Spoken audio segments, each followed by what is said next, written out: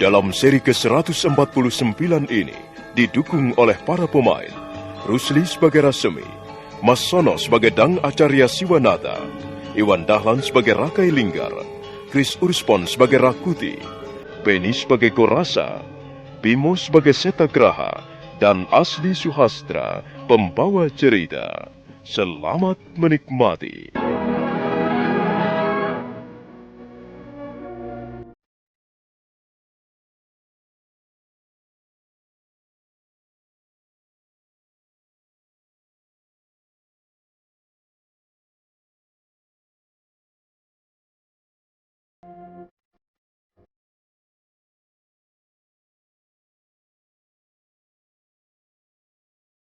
Malam cerah, bulan menerangi Mayapada. Dang Acarya Siwanata duduk di atas arca Singa Batu. Pimpinan pusat pendidikan para tanda itu sedang mengajar seni sastra kepada siswa-siswanya. Dan sebagai selingan, dia menyuruh Rasmi membacakan syair-syairnya. Syair-syair tentang kaula, tentang kewajibannya, tentang tugas-tugasnya mengabdi kepada raja. Hai para kaulaku, para kaula semuanya, kalian harus bekerja untuk menjunjung tinggi martabat Wilwa Tikta. Golongan Brahmana harus menyumbangkan buah pikirannya yang cemerlang, agar negeri ini semakin maju dan berkembang. Golongan kesatria harus mampu merintis pembaruan zaman. Ambillah buku-buku ilmu pengetahuan. Makanlah buku-buku itu, sehingga isinya terserap di dalam darahmu. Golongan Waisya harus bekerja dengan baik menggarap sawah, beternak lembu, dan berdagang dengan hati yang jujur. Musnahkan hama-hama tanaman dan hasilkan panen yang baik. Tanamlah pohon-pohon pinang, pohon jarak, pohon buah-buahan, dan juwawut. Jika perut kenyang, maka pikiran tidak mudah digelapkan setan. Hai para pujangga, para upapati, para sudarmapapati, tukang pahat, tukang ukir, ahli-ahli kerawitan, ahli-ahli bangunan, semua saja dari golongan Waisya. Janganlah melalaikan tugas. Janganlah minta upah terlalu tinggi. Semua pekerjaan harus kau selesaikan dengan rasa bakti. Bakti kepada negara dan bakti kepada raja. Tukang gerabah harus membuat tempayan yang kokoh, sehingga airnya tidak bocor. Tukang bangunan harus membuat gambar-gambar bangunan yang indah dan bermanfaat. Sudarmapapati harus membuat prasasti-prasasti, mencatat kejadian-kejadian sejarah, jangan sampai ada yang tercecer. Pujangga harus pandai merangkai kata, menciptakan karya seni sastra untuk menjunjung tinggi negara sampai gemanya terdengar di mancanegara. Dan inilah tugas serta kewajibanmu. Hai para prajurit, jangan sampai pedangmu berkarat. Nyalakan api semangatmu untuk mengusir musuh. Dan kau para tukang pahat istana, bongkarlah gunung, ambillah batu-batu yang keras, bentuklah menjadi arca-arca bernilai seni tinggi. Sebab mereka akan menjadi jejak sejarah kebudayaan kita. Dan kalian, wahai kaum Sudra, hiduplah dengan tenang dan damai. Negeri Wilwa Tikta menjanjikan kemakmuran dan kesejahteraan. Ampun Bapak Dang Acarya Siwanata. Demikianlah syair hamba. Jika ada kekurangannya, hamba mohon Bapak Dang Acarya Siwanata sudi menunjukkannya. Bagus, ya, bagus. Bagus sekali, Rasmi. Sekarang berilah tepuk tangan untuk temanmu yang baru ini, Rasmi.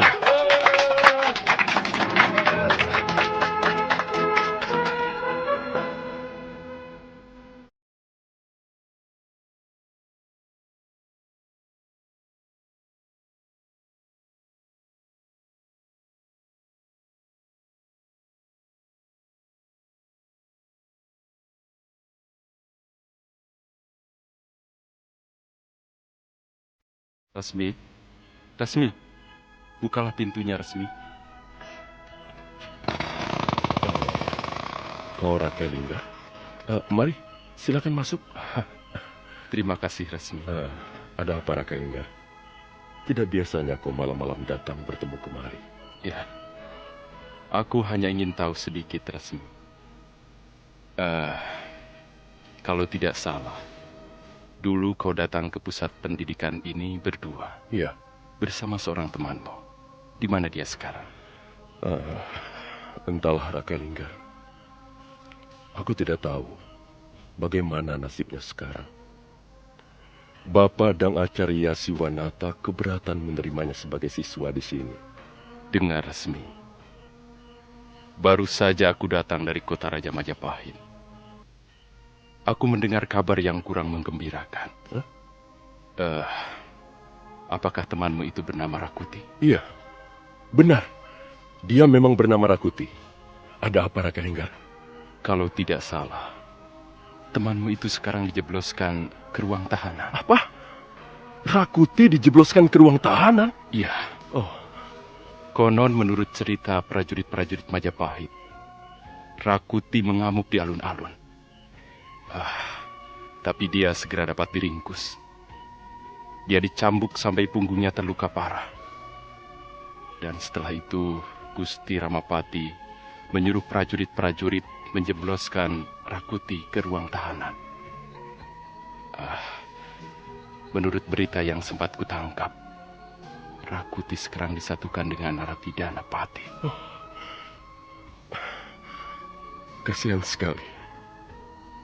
Rakuti memang berdarah panas. Aku sudah beberapa kali memberinya peringatan. Kasihan dia. Baiklah, Rasmi. Hanya itu yang ingin kusampaikan kepadamu. Selamat malam. Terima kasih Raka Lingga. Terima kasih atas perhatianmu. Selamat malam.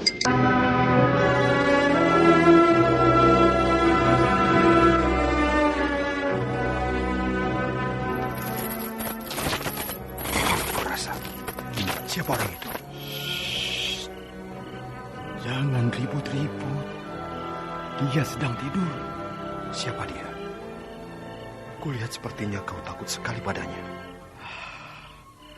Semua tawanan di sini tidak ada yang berani melawan Setagraha. Dia adalah bekas pimpinan perampok. Dia sudah membunuh lebih dari 10 orang. Yang 2 orang adalah saudagar kaya. Dia dijatuhi hukuman mati beberapa bulan yang lalu. Tapi tidak seharusnya kalian takut pada bekas kepala perampok. Di sini kita sama-sama tahanan. Mengapa harus takut? Jangan keras-keras, Rakuti. Kalau dia sampai mendengar kata-katamu, dia pasti akan marah. Dan kalau dia marah, kau tidak perlu menunggu pelaksanaan hukuman matimu. Dia pasti akan membunuhmu di tempat ini. Kalau begitu, dia lebih kejam daripada seorang Algojo. Itu dia.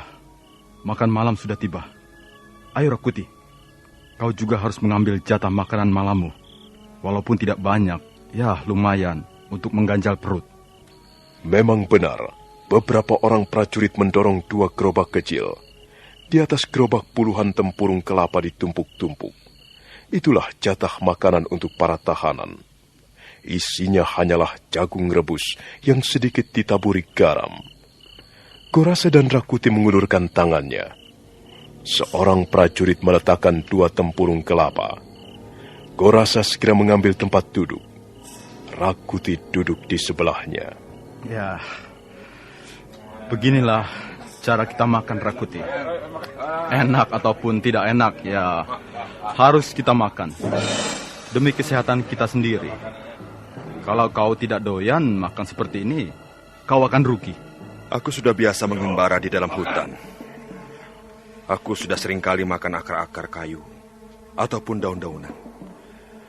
Jagung rebus ini lebih baik dibandingkan makanan orang hutan. Gorasa menyuap jagung-jagung rebus. Sementara Rakuti masih sibuk memeriksa isi patoknya. Tapi pada saat tangannya mau meraih jagung-jagung rebus di dalam patok, sebuah telapak kaki menginjak pahanya.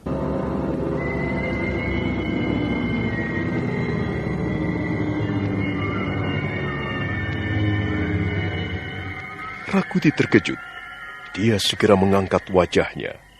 Seorang laki-laki berbadan tegap, bercambang lebat, berdiri dengan angkuh.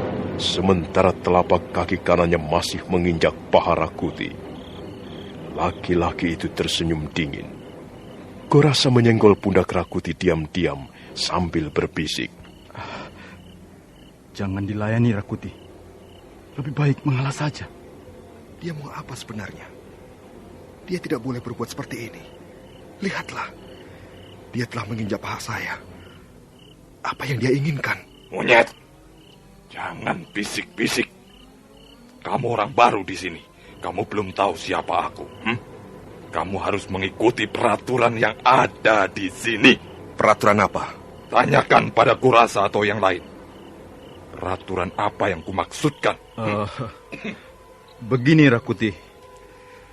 Karena kau orang baru di ruang tahanan ini, kau tidak boleh mengambil jatah makanmu.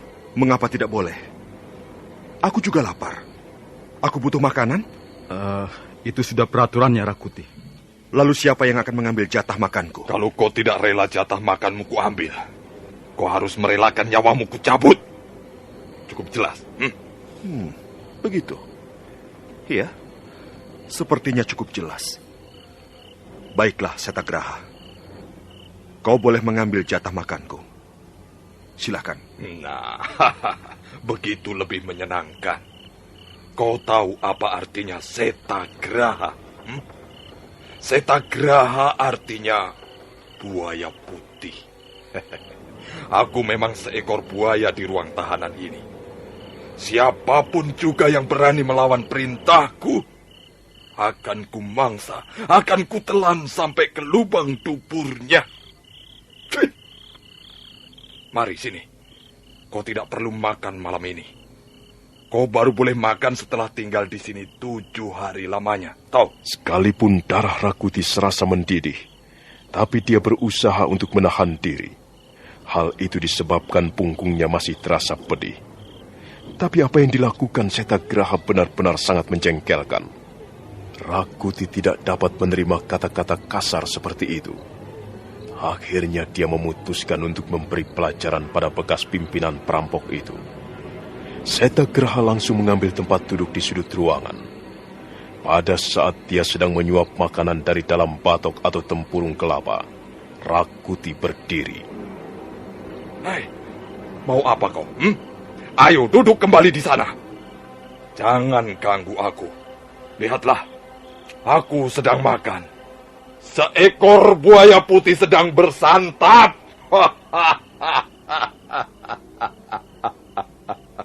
Setagraha tertawa terbahak-bahak. Potongan-potongan jagung rebus sampai muncrat dari mulutnya. Rupanya dia tidak tahu apa yang akan dilakukan oleh Rakuti. Rakuti mendadak membuka kancing celananya. Dan apa yang dilakukan Rakuti benar-benar membuat terkejut penghuni ruang tahanan. Rakuti mengencingi batok tempat makanan Setagraha. Rakuti! Rakuti! Apa yang kau lakukan itu? Rakuti!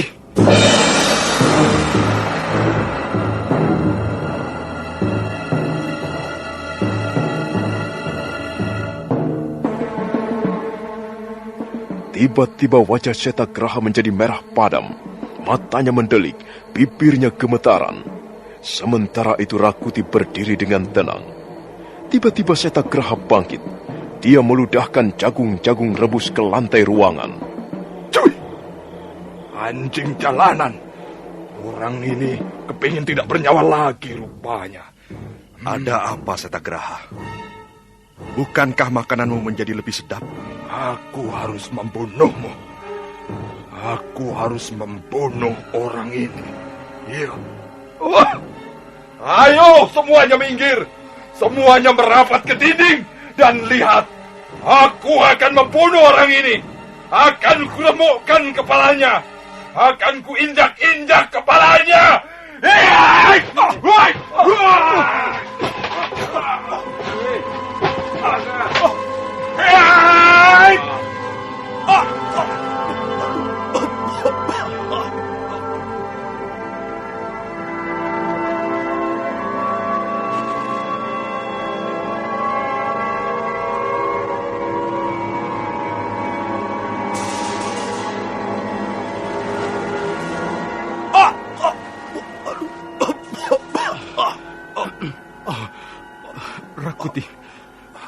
Rakuti, apa kau sudah gila?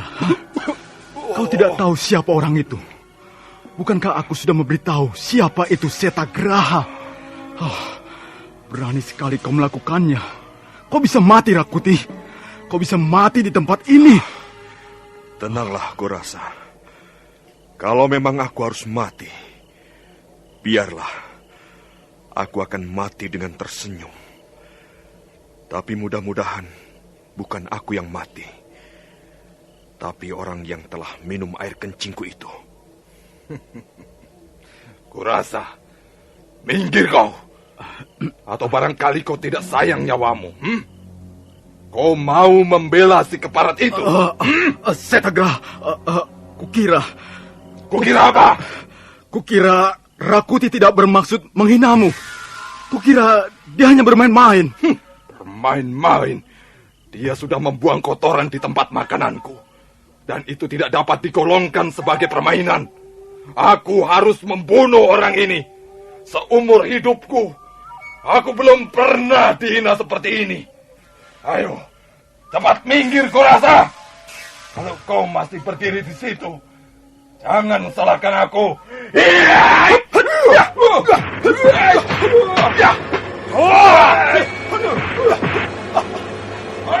Setagraha langsung mengirimkan pukulan bertubi-tubi.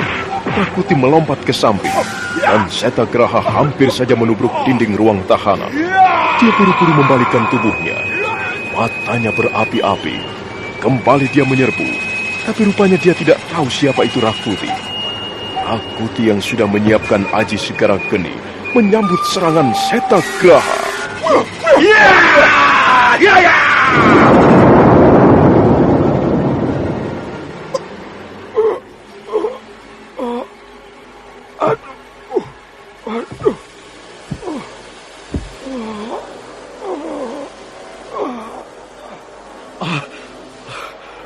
Dia mati. Setagraha mati. Lihatlah. Rakuti dapat membunuh dia. Rakuti dapat membunuh Setagraha. Benar. Setagraha mati. Rakuti. Pukulanmu luar biasa. Kau dapat membinasakan bekas perampok ini dengan sekali pukul. Luar biasa. Barangkali ada yang ingin membela kematian Setagraha. Ayo. Terus terang saja, aku sanggup melayani siapa saja yang berdiri di pihak orang ini. Ayo, majulah ke depan.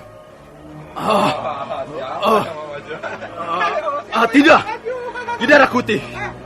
Mereka semuanya senang melihat kematian Setagraha. Orang ini jahat sekali. Dia tidak segan-segan memukul teman. Bahkan belum lama ini, dia membunuh 2 orang teman kami. Sekarang dia sudah mampus. Rakuti, lihatlah, prajurit datang kemari.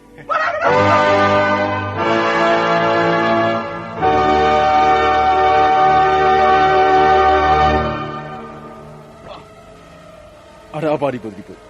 Siapa itu yang tergeletak? Pasti ada perkelahian. Dia yang salah, Tuan Prajurit. Setagraha yang salah. Kami terpaksa membunuh orang ini. Dia selalu membuat kacau di ruangan ini. Apa dia benar-benar sudah mati?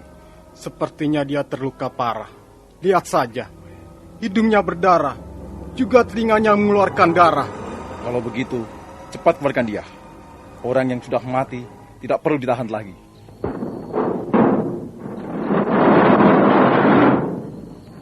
Ayo, seret orang itu keluar. Kau jangan diam saja. Seret temanmu itu keluar.